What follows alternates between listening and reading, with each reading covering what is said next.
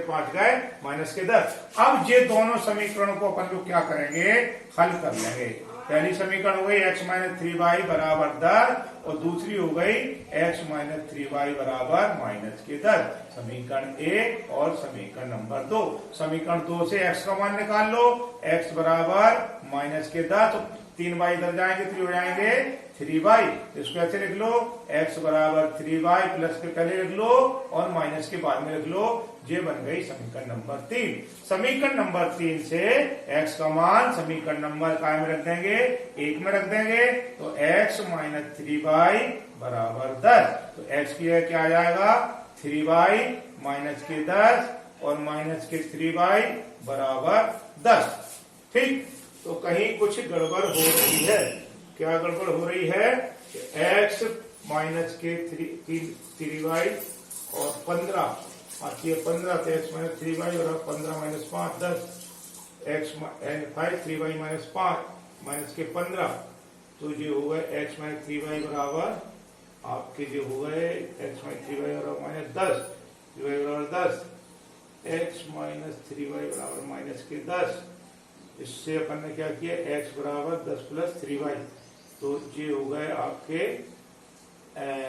10 3y minus के 10। तो 3 इसकी 3y माइनस के 10 और माइनस के 3y बराबर 10। तो माइनस के 10। तो ये तो कट रहे हैं भाई, कैसे कैसे काम चलेगा। एक मिनट बच्चों, कहीं मुझसे क्वेश्चन लेने में गलती हो रही है।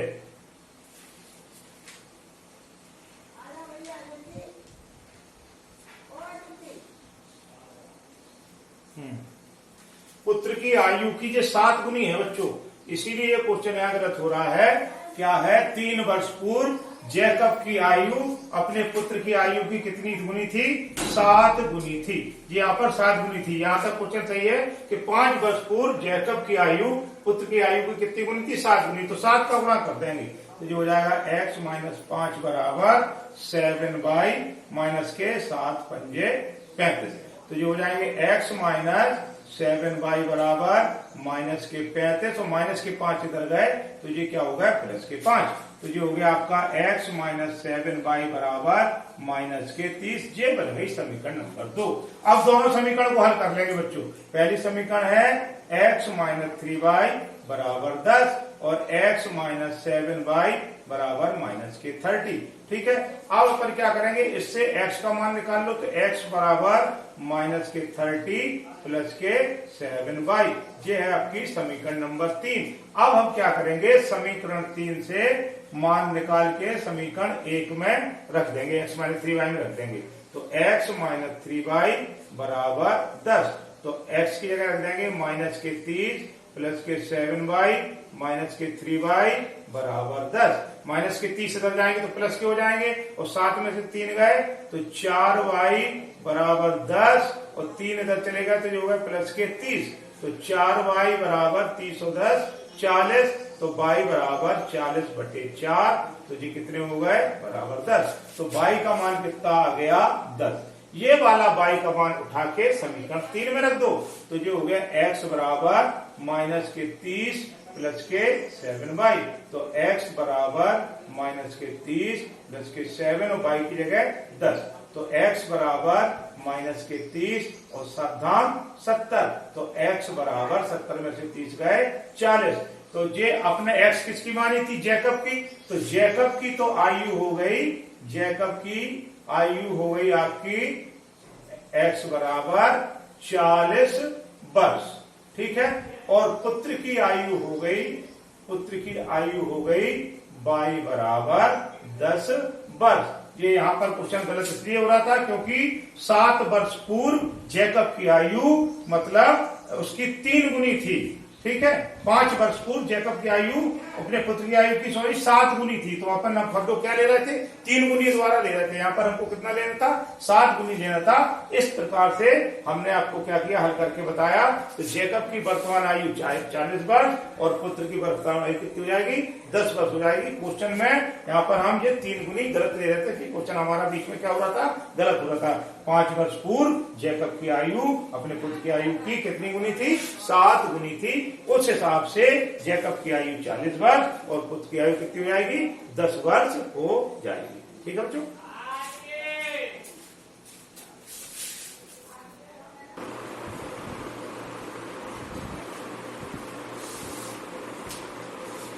बच्चों एक और अच्छा सवाल लेते हैं। एक नगर में टैक्सी के भाड़े में एक नियत भाड़े के अतिरिक्त, तो हमने मान लिया, माना टैक्सी का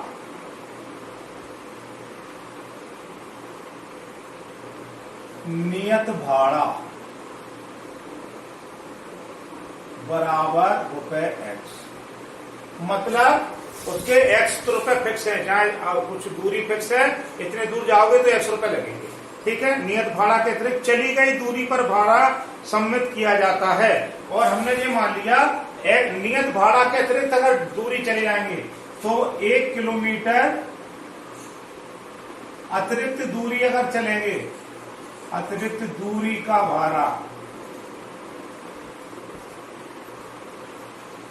ये मान लिया हमने रुपए भाड़ा, मतलब कि कुछ दूर तक जाओ तो 100 रुपए तो भाड़ा फिक्स है और उसके बाद हर किलोमीटर पे क्या है? भाड़ा लगेगा। तो ये भाड़ा तो लगेगा और फिर आप जितने किलोमीटर दूरी चाहते जाओगे उतना भाड़ा क्या है? बढ़ता जाएगा। तो एक नगर में टैक्सी के भाड़े में एक नियत भाड़ा के अतिरिक्त चली गई दूरी पर भाड़ा सम्मिलित किया। 10 किलोमीटर की दूरी के लिए भाड़ा 105 है। तो 1 किलोमीटर की दूरी के लिए भाड़ा 1 है, तो 10 किलोमीटर की दूरी के लिए भाड़ा कितना हो गया? 10 किलोमीटर की दूरी के लिए भाड़ा कितना हो गया? दूरी के लिए भाड़ा बराबर 10y। तो नियत भाड़ा तो x तो लग ही रहा है और 10 किलोमीटर की दूरी का भाड़ा, ये दोनों मिला के कितने लग रहे हैं? 155 रुपए लग रहे हैं। समीकरण नंबर 1, नियत भाड़ा और 10 किलोमीटर की दूरी तक का भाड़ा मिला के 155 रुपए लग रहे हैं। फिर दूसरा दिया है 15 किलोमीटर की दूरी तक के लिए, सॉरी यहाँ पर लग रहे हैं 105, फिर 15 किलोमीटर की दूरी के लिए भाड़ा 155 लगता है। मतलब नियत भाड़ा और ये 15 किलोमीटर की दूरी के लिए इन दोनों को मिला के कितना लगता है? 155 रुपए लगता है।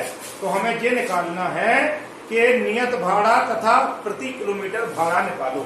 नियत भाड़े का कितना लेते हैं और 1 किलोमीटर का भाड़ा कितना है, y का मान हमें निकालना है। ये दो समीकरण बन गई। समीकरण 2 में से कोई वाली प्रतिस्थापन विधि है, x का मान यहां से निकाल लो, x बराबर 155 और माइनस के 15y। ठीक है। ये बन गई समीकरण नंबर 3। समीकरण 3 से x का मान समीकरण 1 में रख दो, तो जो है x प्लस 10y बराबर 105। x की जगह रखना है 155 माइनस के 15y प्लस के 10y बराबर 105। ठीक है। एक्स की हमने कितना दिया? 155 माइनस 15y प्लस के 10y बराबर 105। इसको अपन 155 को इधर ले जाएंगे तो ये माइनस के 15y में से प्लस के 10y गए तो माइनस के 5y, और ये होगा 105 और 155 इधर गए तो माइनस के 155। तो ये कितने हो गए? माइनस के 5y बराबर माइनस के 5 में से 5 गए 0 और 5 में से 0 गया 5 और 1 में से गए तो 50 रुपए हो गए। ठीक है। तो यहाँ दोनों तरफ के माइनस कट गए तो y बराबर हो गए 50/5, तो y बराबर 10 रुपए 10 आता। ठीक। y का मान समीकरण नंबर 3 में रखो, तो x बराबर 155 माइनस के 15y, तो x बराबर 155 माइनस के 15 × 10, तो x बराबर 155 माइनस 150, तो x बराबर 5 रुपए। तो नियत भाड़ा कितना है? 5 रुपए फिक्स है, कहीं तक जाओ 5 रुपए लगेंगे और फिर हर किलोमीटर पे कितने पैसे लग रहे हैं? 10 रुपए लग रहे हैं, चाहे जितने दूर आप लोग जाओ। तो इस तरह से नियत भाड़ा हमारा हो गया x बराबर ₹5 और प्रति किलोमीटर भाड़ा y बराबर ₹10।